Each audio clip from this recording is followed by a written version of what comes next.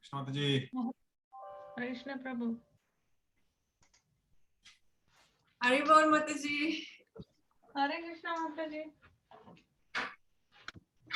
Mataji, how will I give the bottle guard for you? I was, you scratched all the plan.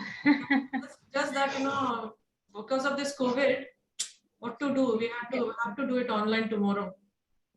Yeah. I will try to come, Mataji, then. I thought of giving you. Thank you so much for thinking about me. That is more than enough, actually. People can speak a lot. Hare Krishna Prabhu. Hare Krishna, Krishna Prabhu. Hare Krishna, Sukala Mataji. Hare Krishna. Sita Nandini Mataji.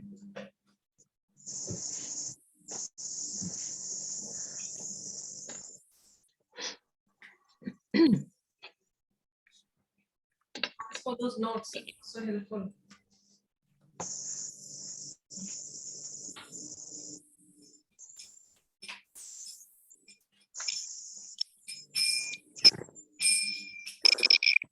Jaya Radha Madhava Kunja Bihari Jaya Radha Madhava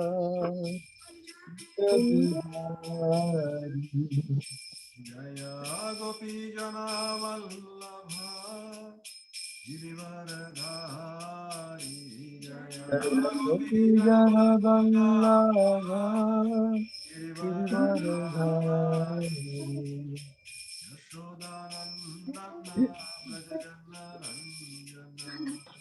Yashodanandana Braja Jana Rangana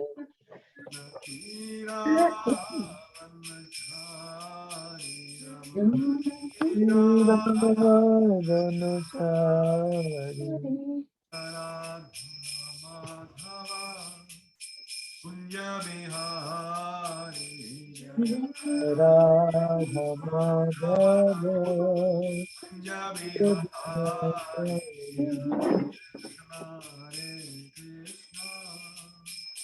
Krishna Krishna Hare Hare Hare Rama Hare Rama Rama Rama Hare Hare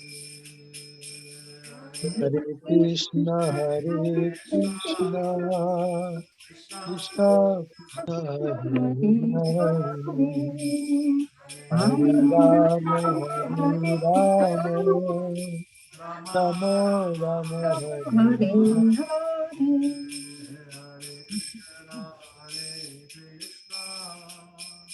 Krishna Krishna Hare Hare Hare Rama Rama Rama Hare Hare Hare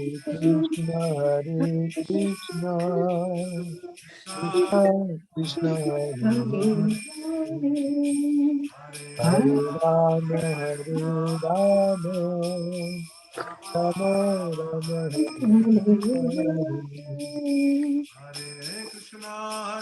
Krishna Krishna Krishna Hare Hare Hare Rama Rama Rama Rama Hare Hare Hare Krishna Krishna Krishna Krishna Hare Hare Hare Rama Hare Rama Rama Rama Rama Hare Hare Krishna Krishna Krishna Hare Hare Hare Rama Rama Rama Rama Hare Hare Hare Krishna Krishna Krishna Hare Hare Hare Rama Rama Hare Rama Rama Rama Hare Hare Hare Krishna Krishna Krishna Hare Hare Hare Rama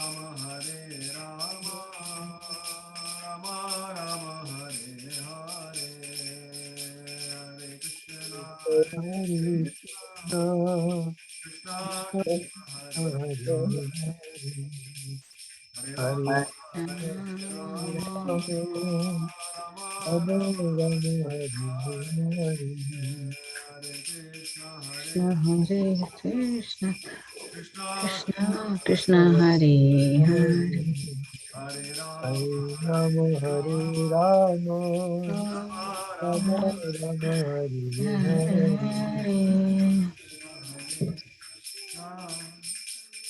Krishna Krishna Hare Rama Rama Hare Hare Giridhari Radha Giridhari Radha Giridhari Radhe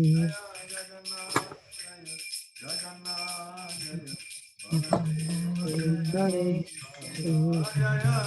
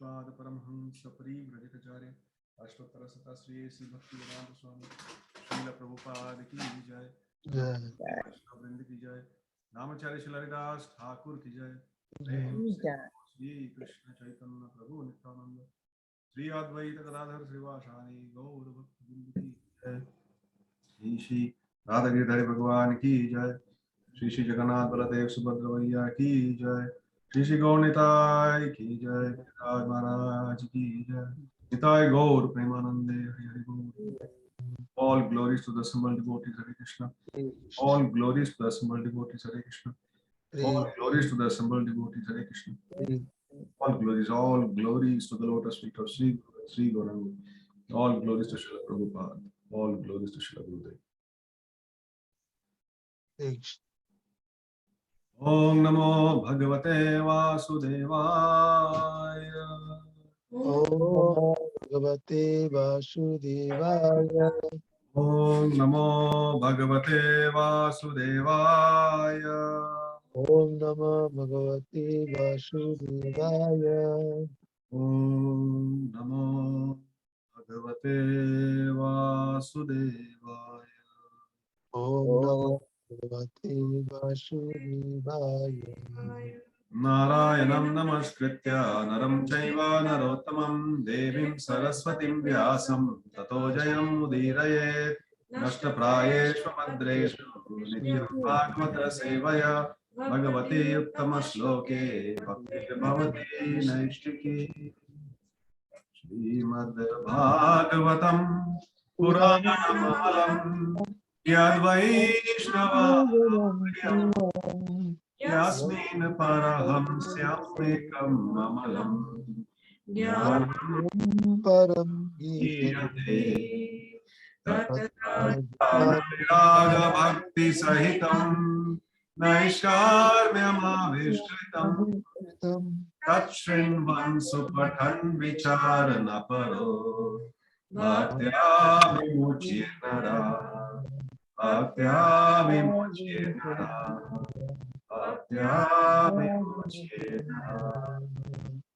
Srimad Bhagavatam ki jai.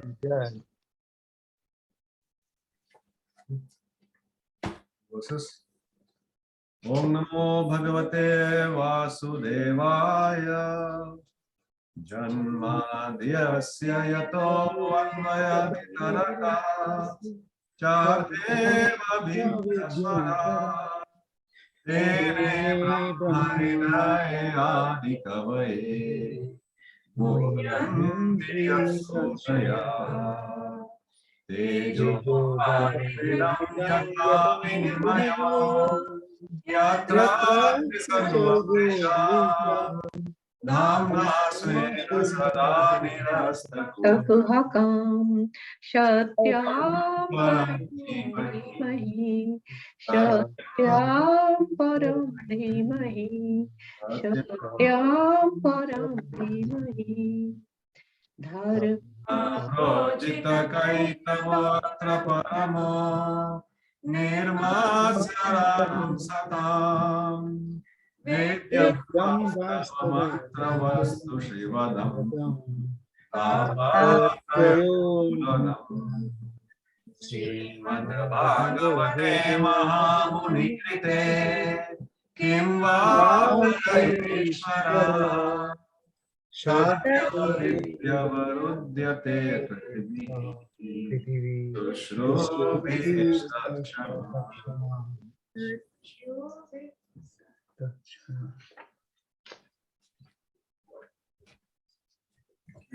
Krishna. Welcome to our online session, which remains undisturbed in spite of COVID going up and down. Prabhu, I have a quick question before you start.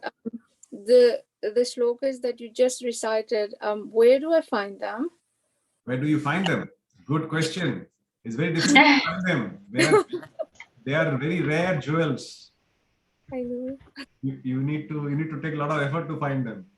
But when you are in association of devotees, even the most difficult things becomes easy. So the first two verses that we chanted are the first two verses of Srimad Bhagavatam. 1-1-1-1-1. That's the last two verses that we chanted. And then the invocation Revati Mataji has written. Yes. We recite three verses. Two from chapter 2 and one from chapter 13, 10, 11, 12th canto. Okay. Thank you so much, Prabhu.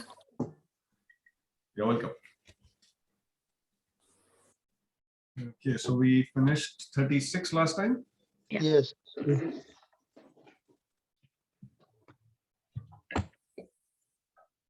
Remember, in 36 there was an important word that we learned. Remember? Amogan. Amog. Amog. Means what? One who's activity Spotless. spotless. Yes. Leela, one whose Leela is Amog. One whose activities are spotless. Right.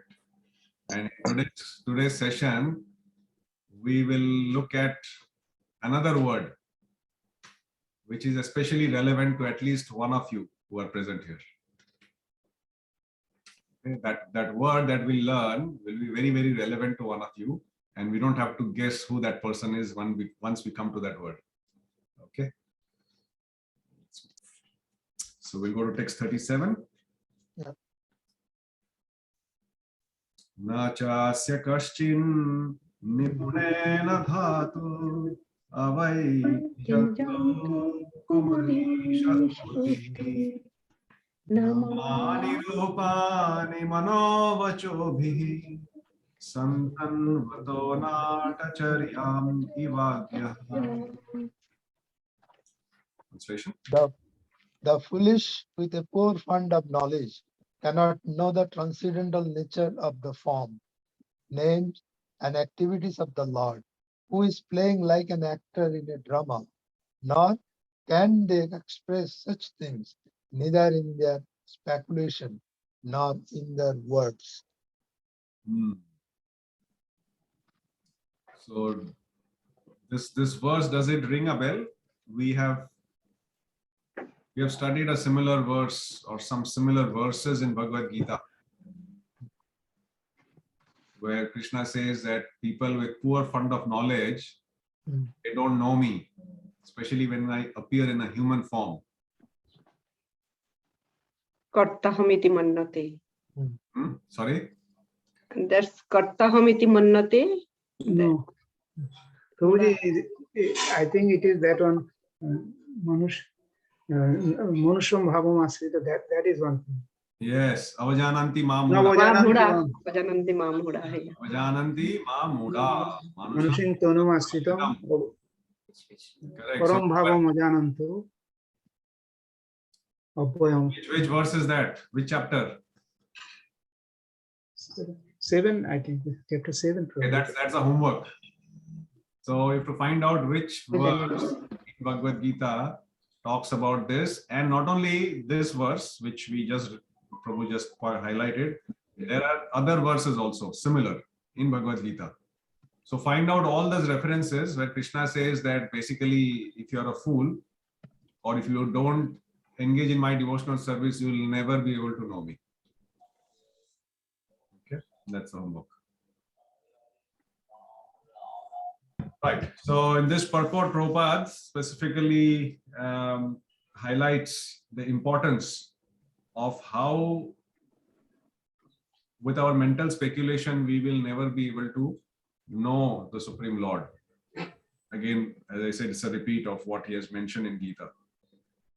9/11, Prabhuji. 9/11. Oh my God. Okay, one homework is done. And Yeah. 12:15. 9/11 attack on America. There are more verses. Okay, that homework you have to do. Okay. Yes, 9/11 is correct. 12:15. 12:5. Sorry, 12:5. 12:5. Klesho adhikarastesham avyakta. That one. Yes. So people. So what is the translation for that? For those whose minds are attached to the unmanifested impersonal feature of the supreme, advancement is very troublesome. To make progress in discipline is always difficult for those who are embodied. Yes. So yes, in one way it is right. Krishna is saying how you will not understand me. But here the context is if you know me in my impersonal form. Right. So yes, it is relevant, but not specifically for what. So here what he's saying is, if you, like the foolish people who don't have more fund of knowledge, cannot know my transcendental nature. Right. So it's mainly people who are foolish, not necessarily worshipping this or that. So people who are foolish, they'll never be able to know me. And why is it relevant now? Because people around us, we see, they talk big things about God and moral stories and things like that, but they have no idea, no conception about God. Forget Krishna, like even about whosoever they worship, they have no conception. So Krishna is saying, if you don't have the right knowledge from the right source, you'll not even be able to know me, forget understand me. But one who somehow or the other is in touch with devotees and engages in my devotional service, Krishna will reveal himself to that person. But 12th chapter was more in terms of Arjuna asking, is it impersonal form or personal form? So which one is more relevant, or what should I worship? So to that, as Bhavisha Mataji said, that it's Krishna saying that if you are in that impersonal form, you'll never be able to know me, specifically in Kali Yuga. So Prabhupada writes in the purport, no one can properly describe the transcendental nature of the absolute truth. Therefore, it is said he is beyond the expression of mind and speech. So nobody can describe. So if nobody can describe, how can we try and glorify Krishna? Which is a purpose of preaching, which is a purpose of studying. Isn't it? So Prabhupada says nobody can describe properly. Because the Lord is infinite, and infinite cannot be described by limited senses. The way the Lord reveals us to a devotee, he reveals is to a devotee, and that way devotee can know. And we cannot know by mere guessing, by speculation. That probably is to me, that seems to be the essence of what Prabhupada is trying to say. So which verse confirms that? In Bhagavad Gita, there's a verse that says, if you do this, then I will reveal myself to you.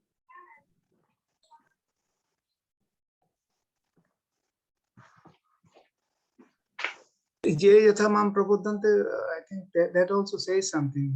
Yeah, that one of course is as how much ever you surrender unto me, I will Reveal it. yeah. Ye thamam tam sathaiva bhajamyaham. So that much I will reciprocate. Yeah. But there is one verse in Chaturshloki. Oh, Chaturshloki, yes. Which one? That is last 10 and 11, both of them. Yes. Yes. Correct. Tesham Tesham satata yuktanam dadami Krishna says. Buddhi yogam tam. Buddhi yogam tam. Yinamam upyantete. And how will I give you dadami? Tesham evanu kam partham. Jnana jam tamaha. I will be so this would be is the important verse. That's why it's part of Chaturshloki, where it is emphasized from the very beginning at a very basic level that we cannot try and understand Krishna, and we cannot try on our own to even glorify Krishna until Krishna reveals himself to us and guides us as super soul. So sometimes people say, I do it on my own effort. Even to move our limbs, even to move our mind, we need the cooperation and help of super soul, is it not? Yes. If super soul does not sanction, we can't lift our hands. Maharaj says we can't even open our eyes if super soul does not sanction. And the super soul is there till the soul is there. In fact, they are linked. Soul, super soul is always together. But the ultimate energy of the soul is coming from super soul. So that understanding is very, very important, and that has to be realized. It is not just theoretical knowledge. So here Prabhupada writes about that. And then he focuses on those 2 points. There are 2 classes of materialists. One is the fruitive workers and one is the empiric philosophers. So one is was what we call karmis. Kaam karo, work is worship. That's it. I believe in work is worship. Oh, God is in my work. So those are fruitive workers. And there are certain people, oh, I've read the Vedas. I know, I can recite all Bhagavad Gita by heart. Fantastic. Right. And they've come up with their own philosophy of Bhagavad Gita or about God. So they are termed as empiric philosophers. Yeah. So in the course of our preaching, we'll be meeting with both of these people a lot. Will claim to be knowers, but Krishna, here it is said they have no idea at all, and they'll never be able to know Krishna. And why is it? Because they are led by Krishna's, they are under Krishna's illusory energy. They are serving Krishna indirectly by serving the illusory energy. So these are the foolish people. So who are the others? So this is one category. So next verse talks about the others. So how should we actually know the Lord, or how to actually know the Lord? Saveda dhatu padavim puranta viryasya ratapane svamaya samaya nritya bhaje tattva Jagandam. Translation. Only those who render unreserved, uninterrupted, favorable service unto the lotus feet of Lord Krishna, who carries the wheel of the chariot in his hand, can know the creator of the universe in his full glory, power, and transcendence. Nice. So there are three important points here, 3 important words to focus on. So we have to render service, but how? Unreserved, uninterrupted, and favorable. Favorable. So does it ring a bell with a verse that we did in Bhakti Shastra? Yes. Yeah. Anya Bhilashita Shunyam. Gana karma dhyanabritam. Anukullena Krishna anusilanam bhaktiruttama. Correct. So there, what was the important part? What were the important parts in that verse? Unmotivated. Anukul was very important. And what else? Anya Anya Vilashita. Vilashita. Uninterrupted, no palishita. No material desire. Anya No Vilashita material, Shunyam. no desire. Yeah, then Jnana Karma Anavritam. Karmati anamritam. Yeah. And Towards Krishna. Anukulen. Krishna, Nusilanam, Unusilanam. Krishna. more important. So here if you see, very similar, in fact pretty much the same. One is unreserved, meaning there should be no motivation. Anya Vilashita Shunyam is unreserved. What is the word? Amayaya. Yeah. Without reservation. Then second word is Uninterrupted. Santataya. So without any gap, Santataya. No interruptions. There is a verse that we do, is again we did in chapter 2, Bhagavatam, Yes. which says, 14. Text 14. text 14. Yeah. What is the verse? Tasmadekana manasa Manasa. bhagavan advatam pati. Sotabha krityasya dheya pujyasya niktada. No, not that. There is another one that says, there are two important points that it says. Words. Yes, ahituki. Yes. Ahitaki ahite, yes. Yes. Ahaituki and Apratihata. Apratihata Yayatma. Prasiddhati. 1 to 6. What? Ahaituki is? Without any other motive. On any other cause, without any other Ahaituki. causes. Ahaituki. Ahituki. No hetu. No other motivation. No motivation. No other motivation. Ahaituki. And apratihata. Pratihata. Apratihata is no, there is no interruption. Uninterrupted. Constant, continuous. So here also it is Amayaya Shantakaya and Anuvritya, Anushilanam, like that, Anukul.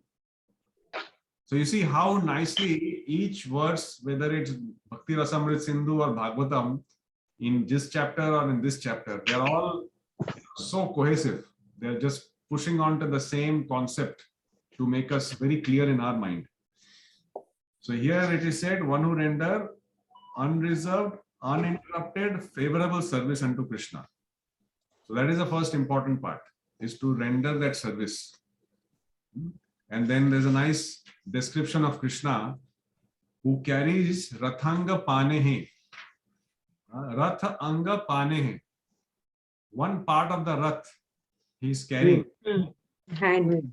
in his hand, Panehe. Bhishmadev mentions about this in his. Yes, that's right. It's that particular sight was perhaps seen by many, but that particular sight and activity was relished 100% by Bhishmadev. Bhishmadev. And Krishna broke his vow only and solely to please one person. Just for one devotee, he broke his vow. Can you imagine? The Lord, he doesn't think twice. These are all rituals. Wow, this, that, they are rituals. What is important? Devotee, he wants me to do something, I will do it. So important it is. And so it gives such a nice insight into Krishna's consciousness. I know some of you were there in that nice that Madha Prabhu had done. We talk about Krishna consciousness, but he had talked about Krishna's consciousness, means what is Krishna thinking? Krishna's consciousness, because until we understand what is in Krishna's mind, how will we please him? Is it not? Like, of course, Krishna is giving us a lot of instructions, but so that is when we are just following Krishna's instructions, then it is a very initial stage. When you are in relationship with somebody, whatever the person says, you do because you want to please that person. But after a certain time, when you are interacting with that person, you don't wait for that person to tell you something, do you? You would like to do something for that person to please them before they say something.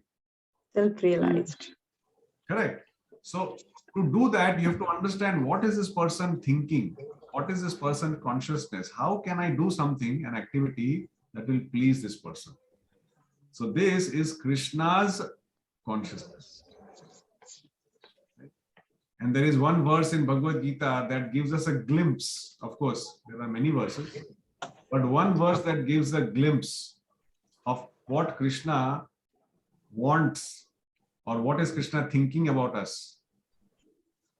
It's one of my favorite verses in Bhagavad Gita, 7:26.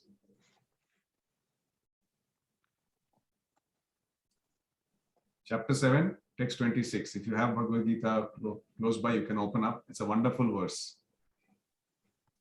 Obviously, we've done it together, but it's good to see it in this perspective, in Krishna's consciousness. Vedahang samititani vartamani arjuna bhavishyani cha bhutani paschana. So what is Krishna saying? Vedaham samatitani. I know everything that is happening. That is happening in the past. That has happened in the past. And what is happening and what will happen in the future. Vartamanani cha Arjuna, bhavishyani cha bhutani. Even bhavishya also I know. But the last line describes the consciousness of Krishna. What he's saying? But me know one or two ways. Can you imagine? Krishna is saying, Are Baba, mujhe sab pata, I know past, present, future, everything I know. But I have one lamentation. Who's saying this? Krishna is saying this. Krishna is saying, I have one lamentation. What is that lamentation? Me. Can you imagine? Krishna is also lamenting, and lamenting for what? Not for material things. Krishna is lamenting that my children, they don't even know me. Is it worth lamenting or no? Yes. Of course. Any father, mother will lament. If my children don't even know me, although I know everything about them, although I'm doing everything for them, whether they come to me or not, I will do it. But it will be so nice if they at least know me. Krishna is not saying you do this, this, this. Krishna is lamenting that you don't even know me. So imagine if we go out there and at the minimum we try and tell people who is Krishna, how he's connected to us. Do you think we'll be able to relieve that lamentation of Krishna? Yes or no? Yes. By telling about Krishna. Yes. So as per 7:26, can we make him happy if we do that? Yes. Yes. What is the proof that if you do that, Krishna will be happy? It is there in Bhagavad Gita itself. No, 18 Krishna. 68 verse. Yes. Chapter 8. Krishna is pleased, yeah. Yeah. Exactly. In 7:26, he is lamenting. Mhm. But in 1868, he's saying how to remove his lamentation. And then 1869, he's saying, if you remove my lamentation, Pure devotional service is guaranteed. Guaranteed. Yeah. you are the best. Nobody can be better than you. Can you imagine? And we think Bhagavad Gita is just some verses are there. Krishna is actually speaking to us from that book. Every verse he is speaking to us. Such wonderful. That is like that when we study, when we understand that flow, then we see that yes, this is Krishna's consciousness. What can I do to little bit from whatever is my capacity, let me do. So in the same way, here we started from Rathangapani and we moved on of how he actually is so much concerned about his devotees. So one can know him by these three methods. By serving him unreserved, uninterrupted, favorably. And then we can know that he is the creator of the universe in full glory, power, and transcendence. Of course, Krishna has described all of these in Bhagavad Gita, right from chapter 11, universal form, chapter 10, opulence of the absolute, then 11. So both on a material level and on a spiritual level. So here, Prabhupada is saying that only pure devotees can know the transcendental name, form, and activities of Lord Krishna due to their being completely freed from the reactions of fruitive work and mental speculation. The pure devotees have nothing to derive as personal profit from their unalloyed service to the Lord. Lord. So this is the whole definition, basically anyabhilashita shunyam. So we all start doing devotional service with motive. That is natural. But slowly, as we start doing devotional service, our material motivations, or any motivation for that matter, slowly starts reducing. Have you felt it? Have you felt like that? Like when we started chanting, coming to Krishna consciousness first time, we had so many desires, so many aspirations, and we thought, rather than going to some general mandir and praying to Lakshmi or Shiva, because Krishna is supreme, let me transfer all my business deals to Krishna that I was having with the other devatas so far. You know, that was the first point. I mean, let's be honest, that everybody was like that. I'm pretty sure maybe 1 in a million might be not like that. But slowly, as we start chanting, what happens? It's not that the desires go away completely. Gradually. Yes. So then we say it's okay, you know, if it happens, it's good. We still have desires, but we don't ask specifically. He said, okay, Krishna, if you feel you give, otherwise it's okay. Then we move on to that level. But that is not, but we don't have to worry. If we keep doing uninterrupted, favorable devotional service, it will come to the point where things don't matter anymore. Because we are so focused. And that is the beauty and potency of this process. It just works. Somehow or the other it works. And then Prabhupada writes in the middle of the purport, those who are rendering service indirectly. So one is to directly render service in terms of bhakti.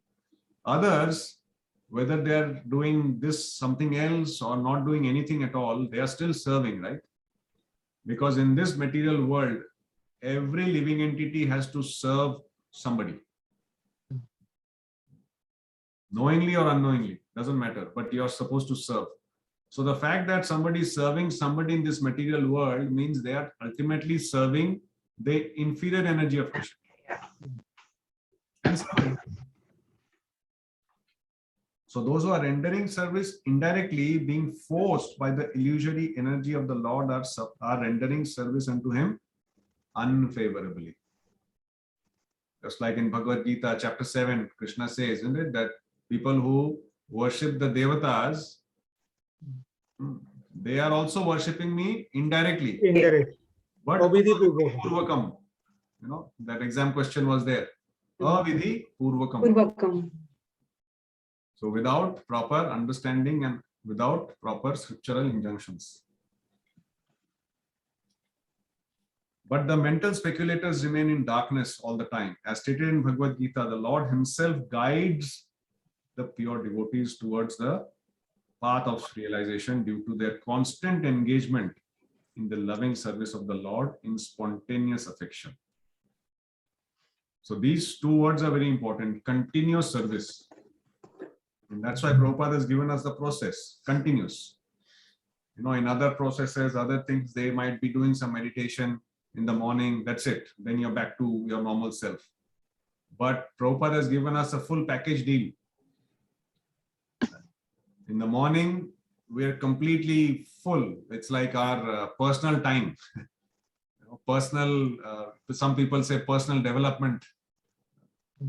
Isn't it? In the modern world, said, oh, every successful person wakes up early in the morning and does a list of activities that is, I mean, pretty much known to all.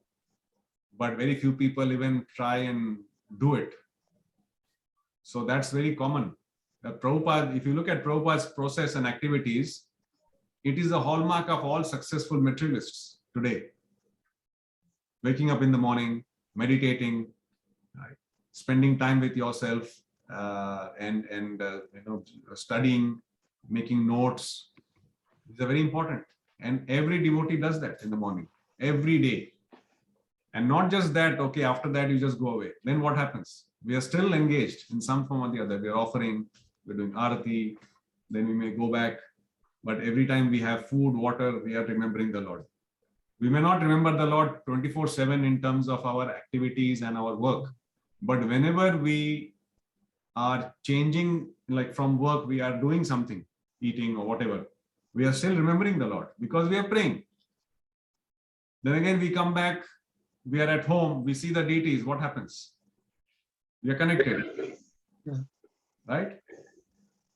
And the work that we are doing, we may not be seeing Krishna, or we may not be remembering Krishna, but the fact is we are working and earning something, and giving a part of that earning to Krishna means what? That work also becomes spiritualized. It becomes Krishna. And a lot of people struggle to understand this concept that, how can we remember Krishna all the time at work? You can remember Krishna all the time at work by doing the work diligently, not putting Krishna's photo in the front and trying to do some work, or having work screen here and Bhagavad Gita open here. That is not Krishna consciousness. That is cheating. That is total cheating. Do the work that Krishna has allotted to you in the best possible way. Don't mix and match. So somebody starts chanting when they are hearing kirtan or class. That's not right at all. It's offensive. So we should be very careful in these things. Sleep also. When we are sleeping, say, oh, how are we Krishna conscious? Of course we can be. And I've shared that with you. Maharaj says that before going to sleep, when we chant or read Prabhupada's books and go to sleep. So basically keep reading till your eyes actually shut down. And then you just fall asleep. And then what happens? Because you have closed your eyes and gone into the so-called mode of ignorance in terms of sleep with Krishna, and then you open your eyes, and first thing when you open our eyes, I'm pretty sure, everybody says Hare Krishna, or you remember your Guru or Prabhupada or deities or something. Then what happens? Before the sleep, you're with Krishna. After the sleep, you're with Krishna. So by default, anything that is in between also becomes Krishna. Spiritualized. So that is the secret. Others cannot see, others cannot perceive. They think we are doing normal activities like them. But for a devotee, nothing is material. But there is a technique. We have to learn that technique. We have to practice that. And then it will completely make us Krishna conscious. So we have we have a lot of steps to take, but at least we are trying our best. And in the association of devotees, even if we fall back a little bit, we try and catch up. So the next one is a very important verse, specifically in today's context. I mean, when I say today, meaning not like today, but in the current scenario. Athe hadhanya bhagavanta itam yadva sudeve akhila loka athe kurvanti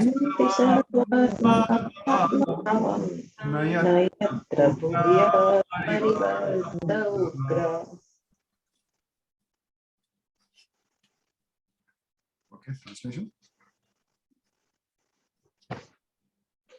Only by making such inquiries in this world can one be successful and perfectly cognizant. For such inquiries invoke transcendental ecstatic love unto the personality of Godhead, who is the proprietor of all universes, and guarantee cent% immunity from the dreadful repetition of birth and death. What a verse.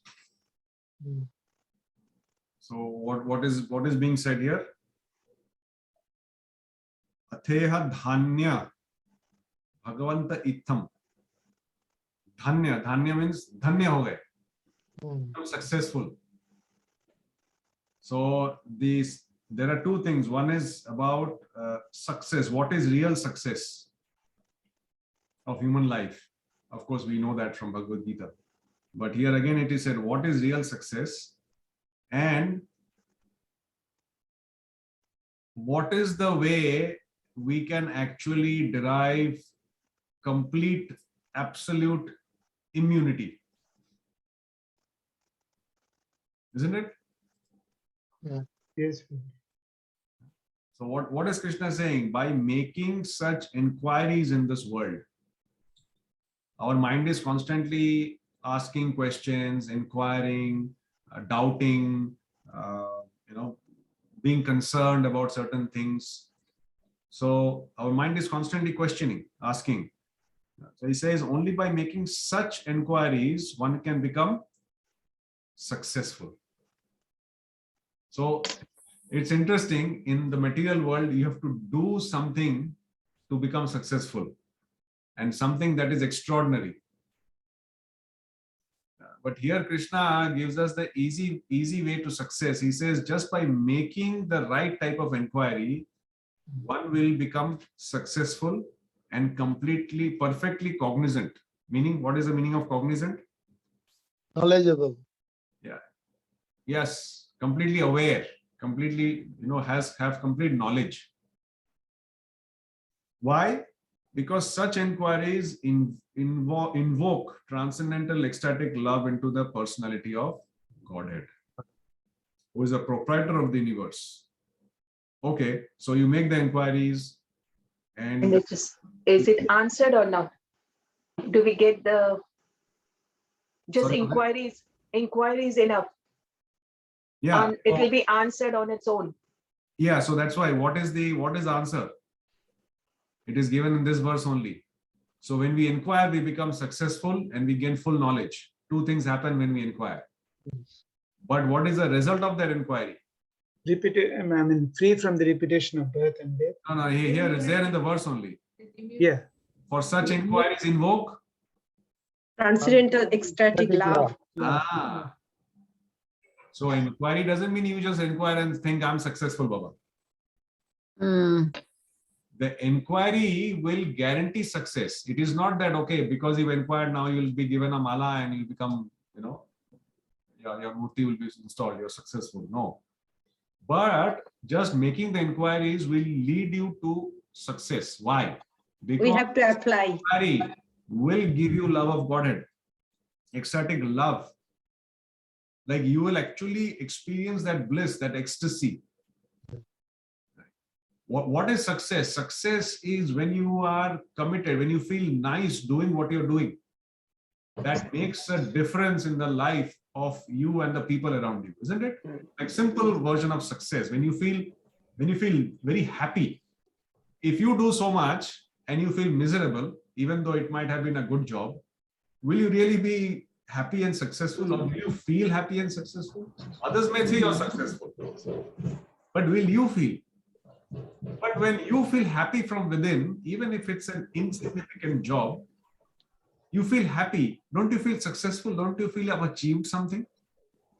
A sense of achievement? Yes. So this inquiry will give us, 100% success, because it will lead us to that ecstatic love, where we experience ecstatic symptoms when we are serving Krishna. When we experience the love of Krishna, when we understand the consciousness of Krishna. So if we don't inquire, how will we know that? Now, what will happen if we actually experience ecstatic love? That is the result of the inquiry, right? But there is a byproduct of that result. You will be immune. Yes. So because you are ecstatic and you have developed this love for the Lord, by default, whether you want it or not, whether you like it or not, you will get guaranteed 100% immunity. See Prabhupada's words, guarantee and 100% immunity, not 99%.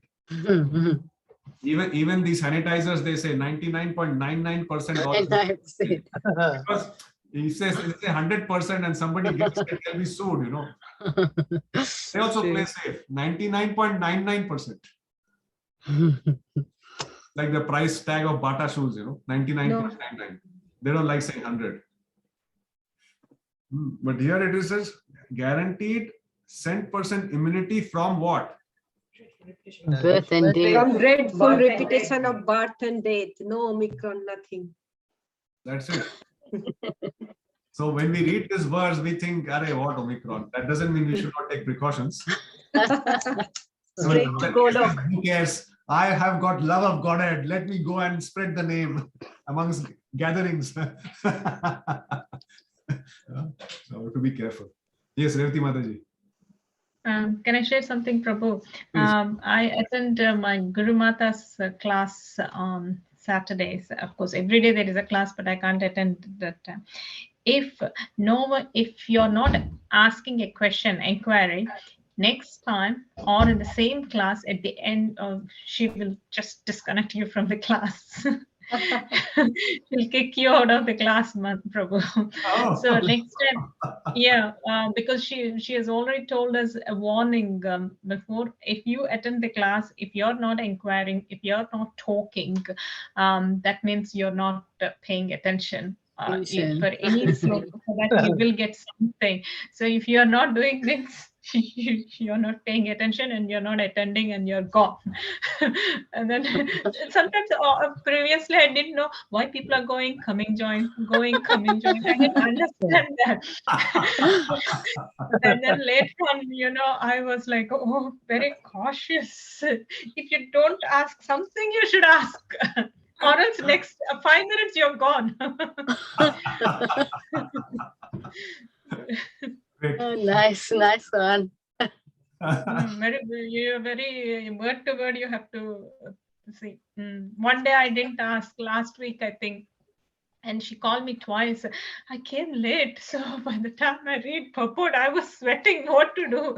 I asked I said, give me some time, Guru Mataji. I told her, like, I just attended, so I have to understand it. After 5 minutes, again she asked me. I was like, give me 2 minutes, I asked. And then she was attending other classes, and after that, you're 2 minutes over. I was like, something I asked. Which I know, but what to do? Because or else she'll kick me out of the meeting. That's nice. That's nice. I guess we should have something similar in our Bhagavatam class or classes like this. If there's no question, we'll have to put some censure about that. Nice one. We'll try and implement it. Okay. So, Hare Krishna. Yes, Mataji. Yeah, just question. I understand the meaning. What's the immunity? The word directly. I know what's the literal meaning. When you said from dreadful repetition of birth and death, the immunity means what? Means the minute we achieve the transcendental aesthetic love of the Supreme Personality of Godhead, we gain the immunity. Means we are no more. We do not look at the duality anymore, right, Prabhuji? Are we saying? And then we become to the different stages of the bhakti and so on. Is that? And then finally, only we gain. Then only we are free from the cycle of birth and death. Yeah. Is that what it says? Is the immunity means? Okay, means what does immunity mean? Let's look at that word first. I mean, the topical word. What do you mean by immunity? Means you get immune. Let's say if there's a virus, okay. Yeah, nothing will attack you. Something you can fight something against. You can fight with. Yeah. Something you can fight against. Resistance. So your resistance power is very high. Yes. So immunity means what? You have acquired something by protection. Some kind of protection by which something that is going around you will not affect you. It could be a virus, it could be anything. It could be a disease, it could be something. So anything that, like for example, when we say we are out in the ice, cold, right? But if you are, if you're keeping warm, if you have had a warm drink, you're nicely covered with jackets and things and everything, then what? Then you are immune to the cold around you. Because internally you're comfortable. Yes. Right? So immunity is nothing but developing a protection that keeps you protected from the environment around you. So in the context of this verse, what is immunity? We are constantly being affected by material things around us. Yes. Because we are in this material world, although we are spiritual beings. So a spiritual being cannot be affected by material things. It's like oil and water, right? Oil can never be affected by water. That will always be separate, even if you mix them. So that's Protection from Maya. yes. So the spiritual person has to be, I mean, the soul is nothing to do with this, but because the soul is covered, it is under the influence. So it's just like the soul has got a disease. What is a disease? The disease is it's got a gross body and a subtle body. Yes. And now, because of that disease, the virus in this material world are constantly attacking him every moment, not once. So what do we need to do? We need to, first of all, increase our internal immunity. Because even if you throw this virus, because your immune system is bad, again, it will attack you. So what is the point throwing the virus? First, increase your immunity. And how do you do that? By making inquiries. By slowly following the process of bhakti and developing love for the Lord, so that your immune system becomes so strong that the virus will keep coming. But when they come, you're not affected by it. You're not affected. And at the end of this body, whenever the body is ready to leave, you will not be put into the womb of another mother. So can we say that is, we do the 9 process, at least we try to do the 9 process of devotional service and the different stages of the bhakti. So that is where we get our immunity, right, Prabhu? That's right. So the higher we go in the steps of bhakti, the more immunity we get. Yeah, okay. That makes sense then. All right, thank you. So Shraddha is little immunity. Yeah, the 9 stages. And Prem is center. High. And that's why I see it is said ecstatic love. Yeah. Prem. It is not bhav, it is Prem. When we are at bhav, at Prem stage, then we are 10% immune. But we get a glimpse of that immunity at Shraddha stage also. Glimpse. Prabhu, I can add one thing. Yes. So also material immunity also increases because we used to cook the food and we used to offer, and every day we used to eat the fresh food. So in that way, means our lifestyle change. We are regulated. So means material immunity also increased. Yes, absolutely. And why is that again? Because we are spiritualizing our food. Yeah.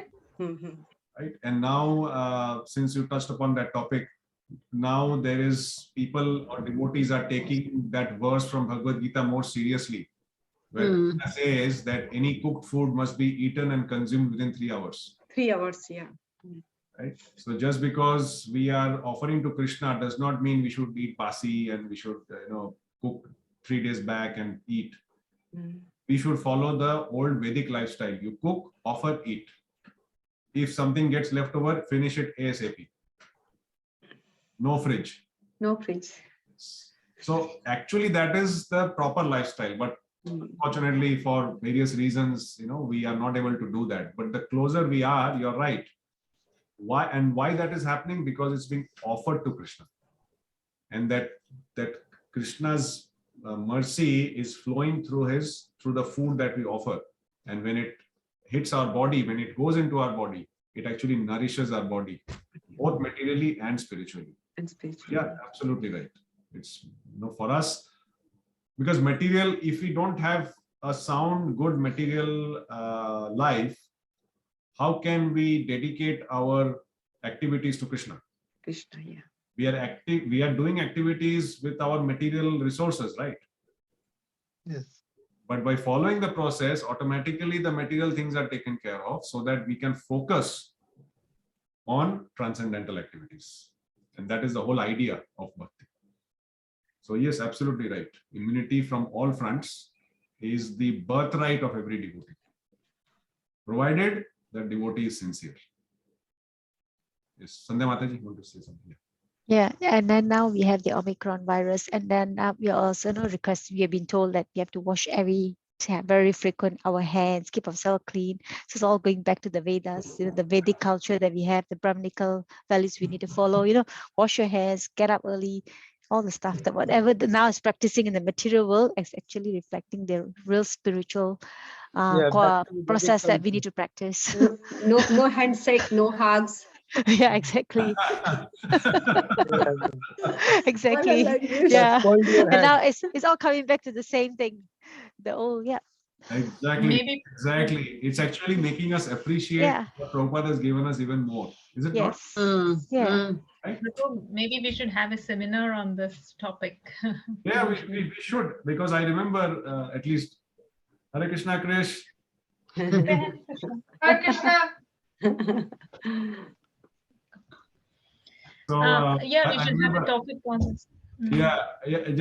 Yeah, sure. I mean, I think I actually have one thing in mind, is to connect the so-called rituals as people perceive in bhakti or in culture. People see that as a ritual, but actually behind every so-called ritual, there is a scientific Coaches.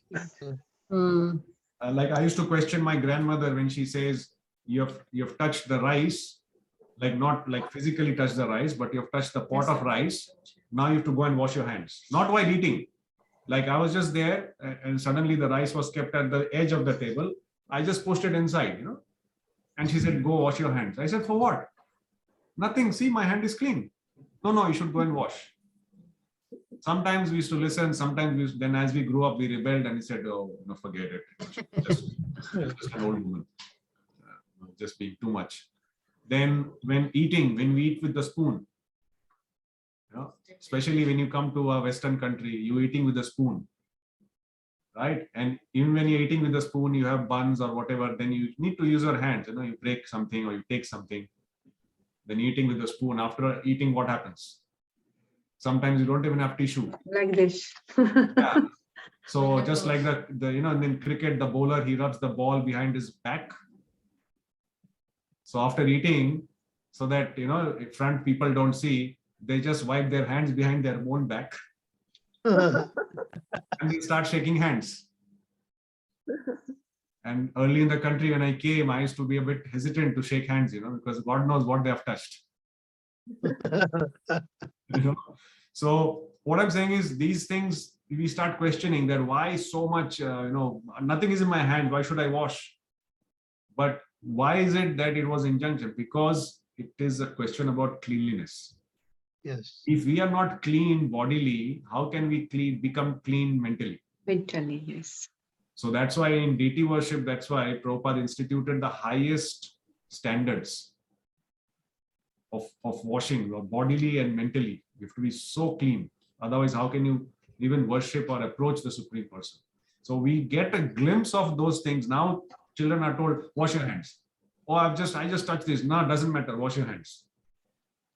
In the old days, you go out, you have to come back home, wash your hands till here, not just the palm. You got to wash your hands till there. I remember my grandfather doing that, and they used to wash their feet also. Right? Yes, right? and up to knee. Yeah, up to knee. Yes. Wash. Even before going to bed. Shower. Yeah, nowadays. Here people do shower though. Yeah, that is another concept. We'll not get into that discussion. That is a poor concept. Nowadays, after coming back, everyone is doing shower because of Omicron. At least now they're doing these things. So it's coming back. People are appreciating the things that these are things. If we had followed, we would never had this problem in the first place. So it gives us another impetus for us to spread the Vedic knowledge.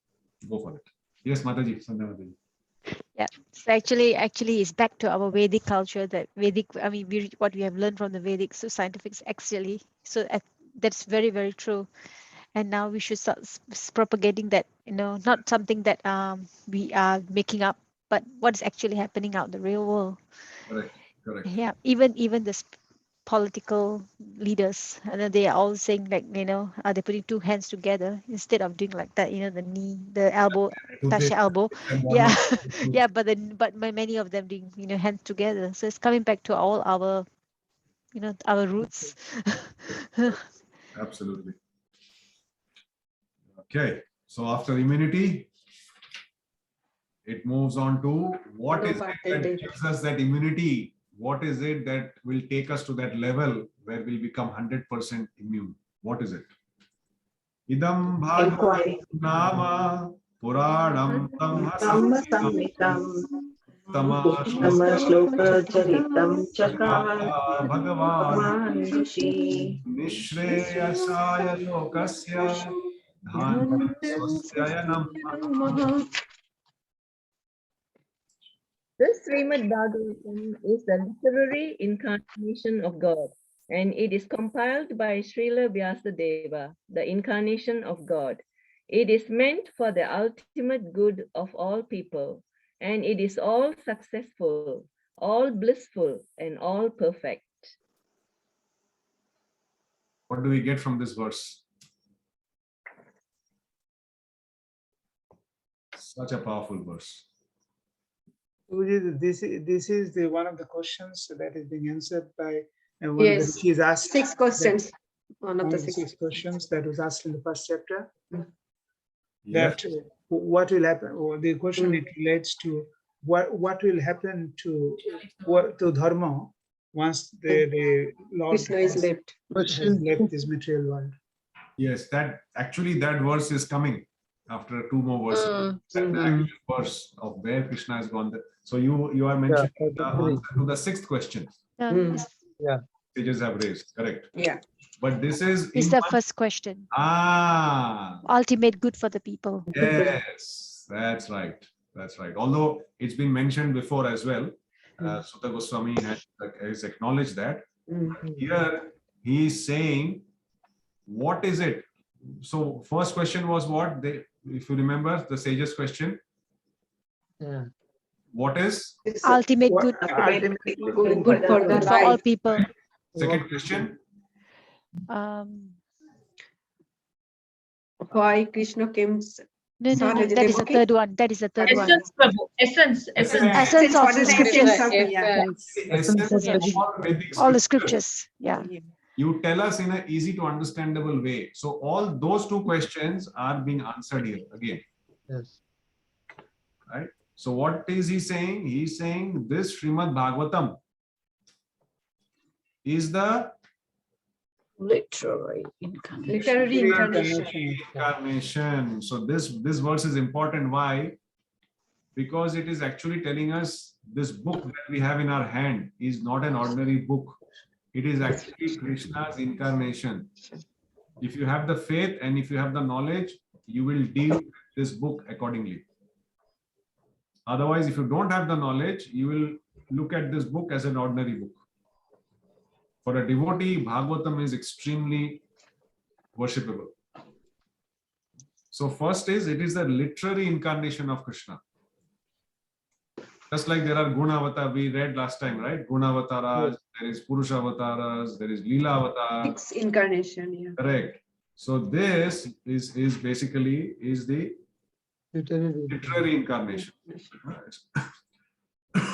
So Bhagavatam Nama, and it is compiled by Vyasadeva.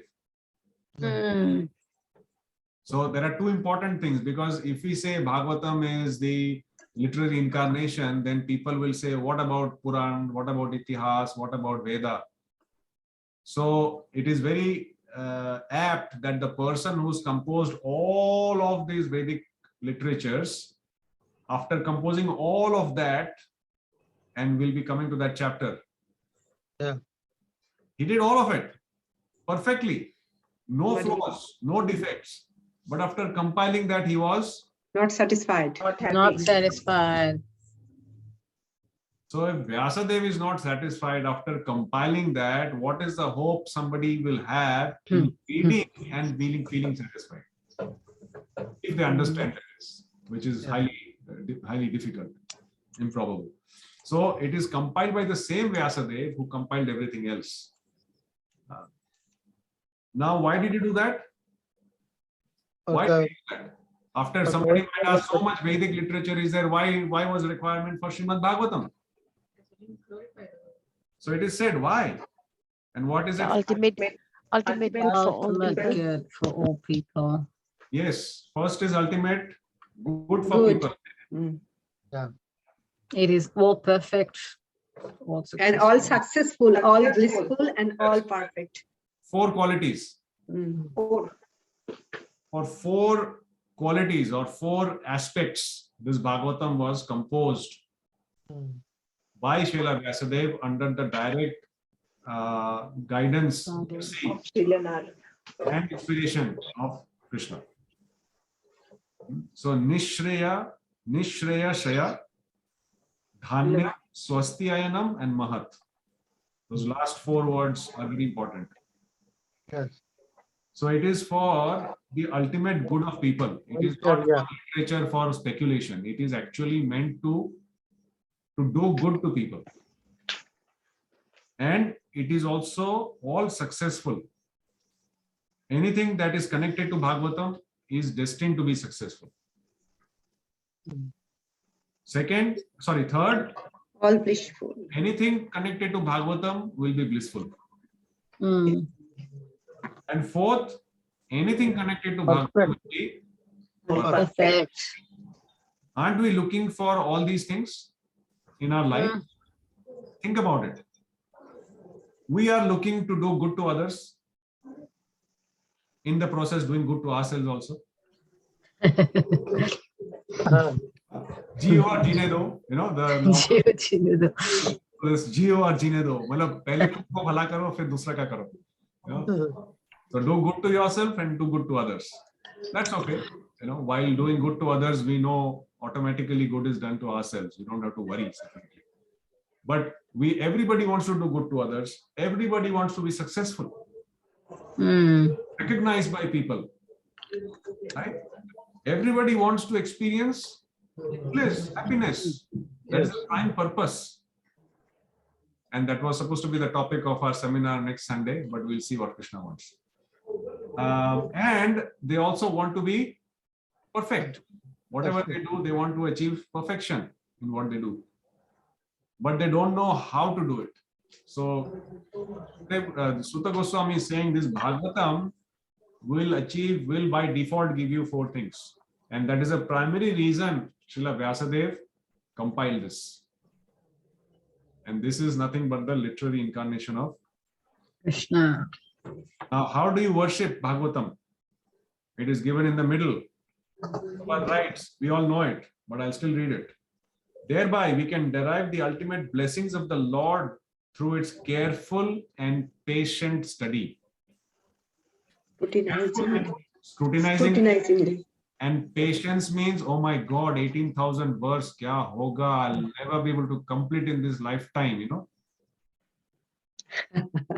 Yeah. So Prabhupada is saying, don't worry, have patience, do one by one, go slowly.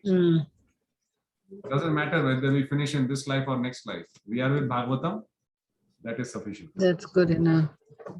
And at the end, there is a very nice verse, line Prabhupada writes, which I would like you to mark and underline or highlight. Prabhupada says, one can derive from the study of Bhagavatam all benefits that are possible to be derived from the personal presence of the Lord.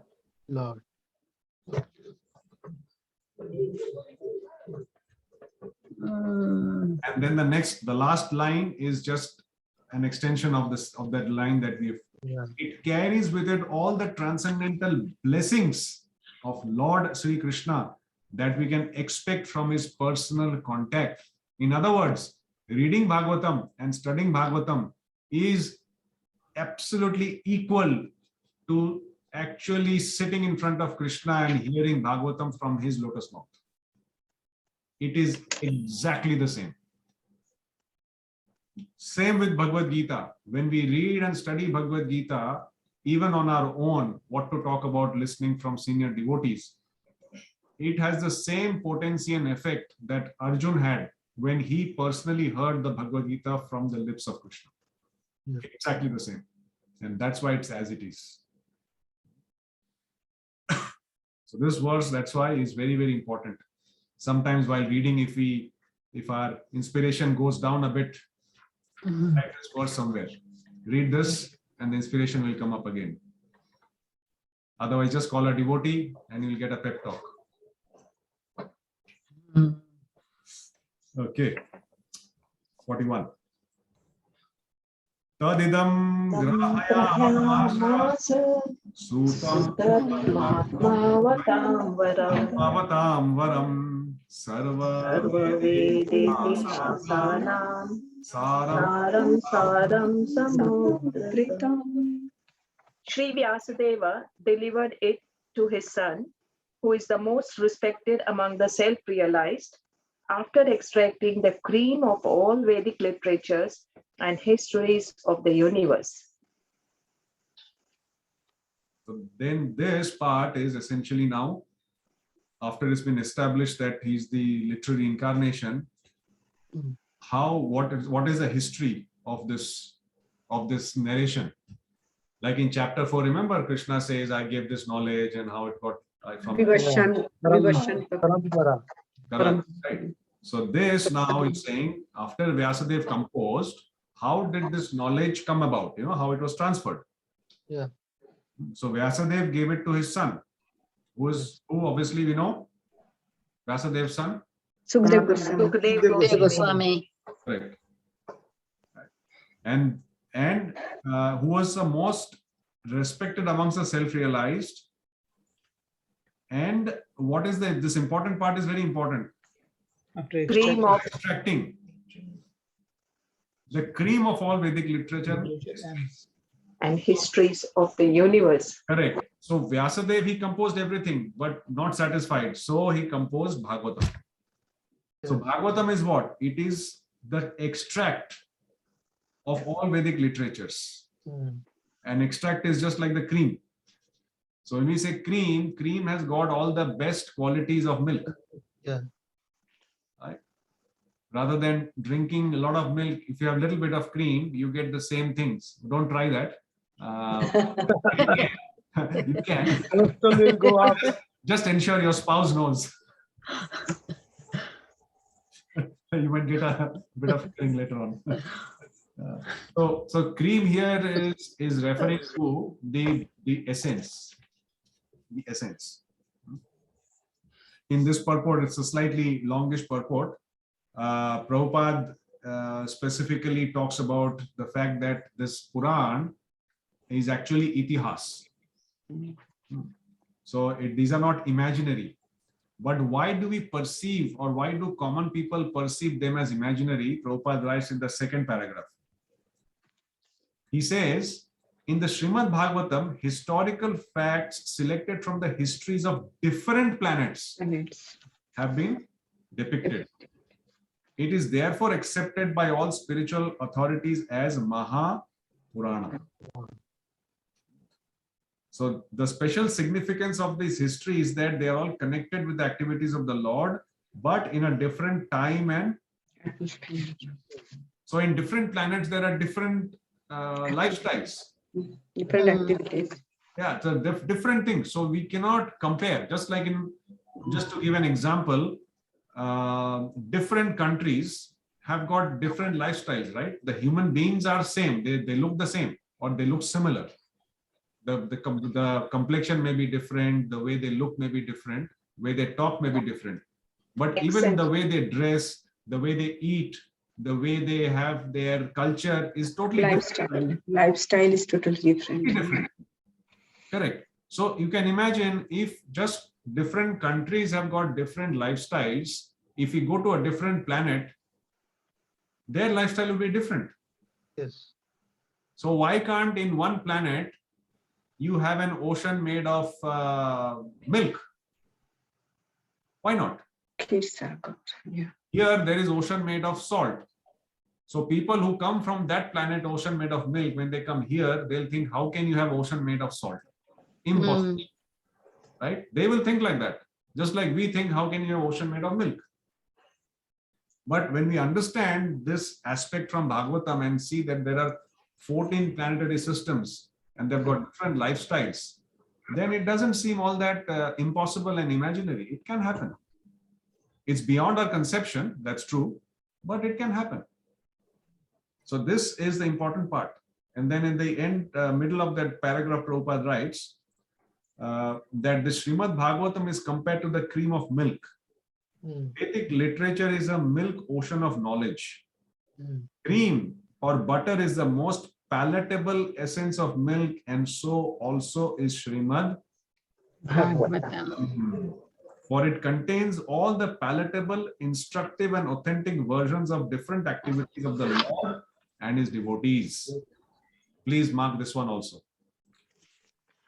Bhagavatam is not only all blissful, all perfect, all good, it is also extremely palatable. Palatable. Palatable means what? Relatable. Even palatable means, I mean, we understand, right? Everybody gives an example of gulab jamuns, rasgulla, sandesh. Why? Because you look at it and you don't wait to be hungry. Like children, you children, when they are hungry, you give them rice, dal, sabzi. Everything they will eat. Am I really that hungry that I have to depend on this rice, dal, sabzi? But you give them a piece of pizza. Yeah. And you tell, oh, you just had lunch or dinner, but I have got one piece of pizza here remaining. Would it be okay? He will not think twice. He's not hungry, but he will not think twice. Why? Extremely palatable. Look at it and you want to have it. So similarly, Bhagavatam is not for only when we are in miseries or when we need to be connected with Krishna. Bhagavatam is so palatable, you just look at it and you want to open and study it. Just like Krishna is all attractive, Bhagavatam is also all attractive. It's very palatable. And that is why it is compared to the cream of all Vedic knowledge. Very, very, very nice example Prabhupada gives us to.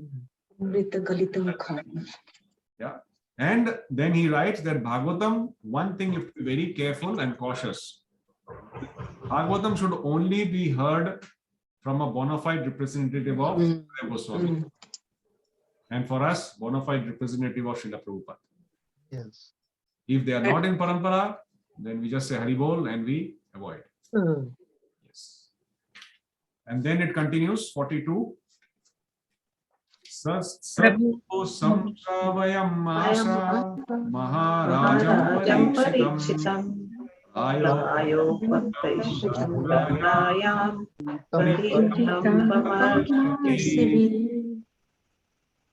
Sukdev Goswami, the son of Vyasadeva, in his turn delivered the Bhagavatam to the great Emperor Parikshit, who sat surrounded by sages on the bank of the Ganges, awaiting death without taking food or drink. Here, just one thing is important. It was given to Parikshit Maharaj, who sat surrounded by sages, number one. And number two, awaiting death. Number three, without taking food or drink. So these three things are very important. That's why he got perfection. People think doing one Bhagavad Saptah in one lifetime, they'll become like Parikshit Maharaj. Forget it, no chance. So Parikshit Maharaj, first thing is, when he heard Bhagavatam, he didn't hear alone. He was in the association of devotees, of sages. It's very important for us. Bhagavatam, we can never study. I mean, we should study, but we cannot continue to study on our own. We need to study in association of devotees, just like Parikshit Maharaj was in association of sages. Number two, he was awaiting death. Means what? He didn't have time. If we think we have a lot of time, we'll never come to Bhagavatam. Oh, Bhagavatam, I'll study next year. Or when I do this, when I finish that, it's never going to happen. So Parikshit Maharaj had urgency. Why? Because he was awaiting death. He knew after 7 days, finished. So until we have that urgency in our life, we will never take Bhagavatam seriously. That's the second part. Third part, without taking food or drink. That doesn't mean we don't take food and drink. Fasting. But we keep material necessities to the minimum. Minimum. Whatever is minimally required, you do. Rest of the time, is for spiritual activities or Bhagavatam study. So these three things we should never forget. And that Parikshit Maharaj, through his example, is teaching us these three things. Yeah? So first is association, second is urgency, third is minimize material needs. Or attention, Then 1 we point can attention. actually develop the urge to hear Bhagavatam. Yes. Yes. Try that. It works. And then is that question answer to question 6. Prabhu, one more thing, Prabhu. Actually, I wanted to tell you in the 41, before we start the 42, Yes. In the purport, it is nicely mentioned. In the Bhagavad Gita, the Lord says the purpose of all Vedas is to know Him. Correct. And in Srimad Bhagavatam, is the Lord Sri Krishna himself is in the form of recorded knowledge. So Yes. I would just to highlight nice. that before we Very move on. nice. Yeah, that's very good point. Correct. And And in it's 40, sorry. In 42, there is one I have underlined, Prabhuji, that is this is the essence of all spiritual activities. You know, what is the essence of all spiritual activities is mentioned in the second paragraph. Correct. Absolutely. That is just the last. So second last. Yeah, second last one. In 42 purport. 42. Just one should remember Narayana. That is the. You must remember Narayana. Yeah, I have highlighted. Yeah. That is the essence of all spiritual activities. Correct. That is it. Or Jamil stories. Just remember. Yeah. Oh, very good. Thank you, Prabhu. Absolutely. Thank you. So many points. As you read again, you realize that. And that's why reading in association is important. If somebody misses, others point out and everybody relishes. And I remember Guru Maharaj, Prabhuji, Guru Maharaj says, Parikshit at least knew that he had 7 days, but you don't know you have 7 minutes. Correct. Or 7 seconds, I don't know. And that reminds me of that lecture of Guru Maharaj. Because we don't know what time we have. Very true. Very true. So, yeah, well, so that's 43. Answer to question 6. So this is also a memory verse. Krishna swadhama pogate dharma jnanadibhi saha kalau nashta shamesha purana kovantu. Translation. This Bhagavad Purana is as brilliant as the sun, and it has arisen just after the departure of Lord Krishna to his own abode, accompanied by religion, knowledge, etc. Persons who have lost their vision due to dense darkness of ignorance in this age of Kali shall get light from this Purana. Where has Krishna gone? And where do we go? That was a question, right? Yes. So where has Krishna gone? Yes, he has gone back to his abode. But he has left behind his own literary incarnation in the form of Srimad Bhagavatam. And people can get the same benefit that they got by the personal association of Krishna through the association of Srimad Bhagavatam. And it is compared to the sun. So what is the status of darkness when the sun is in the sky? Can't be Doesn't seen. exist. Nothing, it doesn't exist. Can't be seen. Yeah. Correct. In fact, darkness, as we were hearing in the other class, darkness does not have any existence. Like you cannot say this is dark, this is darkness. Darkness is nothing but absence of light. If there is no light, then you can say it is dark. But you cannot say, okay, now I'm going to create darkness. You cannot create darkness. You can only stop light. So similarly, when Bhagavatam is just like the sun, when it is in the sky, there is no question of ignorance. So Om Ajnana Timirandhasya. So this Timirandhasya, this whole ignorance, darkness, completely is destroyed as soon as we are connected to Bhagavatam. and of course, all those things happen. Now, in this purport, Prabhupada writes, Lord Krishna has his eternal dham or abode where he eternally enjoys himself with his eternal associates and paraphernalia. Then next line he says, next to next, when he descends on the material world, he displays himself with all paraphernalia in his eternal potency, which is called Atma Maya. Yeah. Atma Maya Mataji ki jai. So now you know who we are talking about.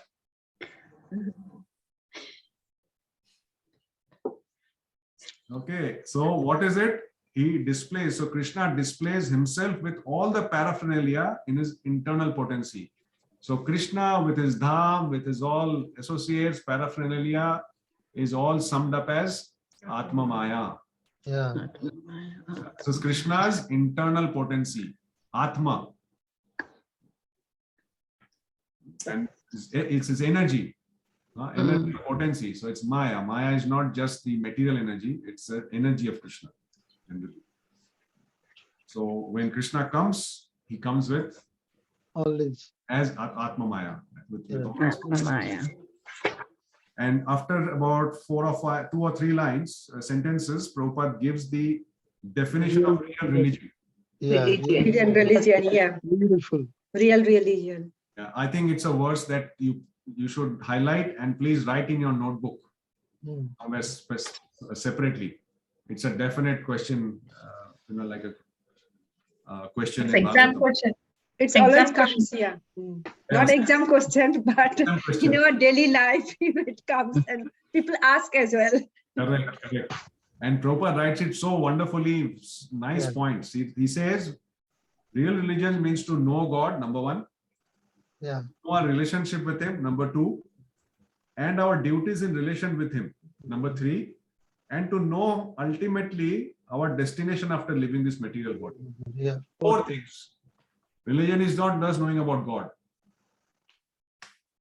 So we have to, first we have to know, then we have to know our relationship with him or our connection with him. What is to establish the connection, we need to do our duty. And while doing our duty, we will ultimately reach our destination. So that collectively is defined as real dharma. And then Prabhupada writes, this conditioned soul in Kali Yuga, they are actually blind. Why they are blind? Because not that they don't have eyes, but they cannot see beyond the jurisdiction of the subtle mind and intelligence. Whatever they can perceive, only that they believe. So they are actually blind to other things. So in Kali Yuga, it's more difficult to explain these concepts or this message of Krishna to people at large. And again, that's why when we try and attempt to do that, we please Krishna very much. Because we are going against the current. It's easy to do something that everybody else is doing. But when you go against the current and you are determined, then the Lord is pleased. And that is what our ultimate goal is in terms of purifying ourselves. And towards the end, very, very wonderful, powerful sentences. Bhagavad Gita especially. So Prabhupada writes, in other words, if men in this age of Kali want to see the real light of life, they must take to these 2 books only, and their aim of life will be fulfilled. What are the 2 books? Bhagavad Gita and Bhagavatam. Is the preliminary study of Bhagavatam, and Srimad Bhagavatam is a summum bonum of life. Lord Sri Krishna personified. Right. We must therefore accept Srimad Bhagavatam as a direct representation of Lord Krishna. One who can see Srimad Bhagavatam can also Lord Sri Krishna in person. In person, they are identical. Prabhupada ki Jai. What a powerful statement. My God. One who can see Bhagavatam. We are seeing Bhagavatam, right? Yes. But we are not seeing Bhagavatam. We are seeing the book. Not seeing, studying. Yes. But when we study, what happens? We get realization. Yeah. The connection is established with the super soul within us. And because of that, we feel blissful. then we can actually see Bhagavatam. Until we get realization and bliss, we are not seeing Bhagavatam. It is not physically seeing. It is to see from our heart, from our soul. And then when we see Bhagavatam like that, it is as good as seeing Bhagavatam. It is as good as seeing Krishna, Before. just like the deity. Such a powerful purport, isn't it? Just gives us so much inspiration to say, well, why should I not read Bhagavatam every day? What is stopping me from reading Bhagavatam every day? At least one verse. Who can stop me? I myself. On that note, thank you very much. Srimad Bhagavatam ki jai. Okay, any other thoughts or questions today? Krishna Prabhuji ki jai. And also, yeah, Prabhu used to tell also how we can keep the Srimad Bhagavatam when we are keeping after reading. So reading these all things and getting the knowledge, we try to keep the Bhagavatam nicely. Otherwise, we used to keep like a book. Yes. Yeah. Absolutely. Should be done. Yeah, should be kept respectfully. Okay, any other comments or questions? We're finishing 3rd chapter. One more. Yeah, just one more to go, and then we'll continue. Yeah, I mean, I'm not rushing. So, as and when. No, it's okay. Yeah, because yeah. Also, I would like to add one comment. When Sa Adhyay, we do the Sa Adhyay, but we miss so many points, important points. But when we study with all together, when you discuss, we get More number of points comes up. Yes. So many important points comes. Yeah. And we are only reading purport. We are not even reading other tikas of other Vaishnava acharyas and stuff. So that will be so much more meaningful. Yeah, I have attended some class, Prabhu. They have given a quiz on chapter 3. Shall I send to this group? They can think themselves and answer the questions.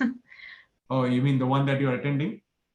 Yeah, there are some 10 questions. Shall I put that? Yes, on yes. the... Please. Yes. I won't put answers. I have to rewrite those ones because the answers No problem. are there. You can put, No, don't put the answers, Mataji. That's good. Very good to. Don't put answers. Just leave the questions on it so we can take. Now. Yeah. I have to type because it doesn't. I have taken a screenshot. I'll type and send you. Okay, or others you take the photo and put it in the WhatsApp. Whatever. I can take the photo and put, but I have highlighted my answer, Hannah. Okay, no problem. Then it won't be challenging. She can Okay, type. whatever. I will type. No problem. Thank you. Okay, thank you. Thank you very much. Vancha Thank you. Hare Krishna.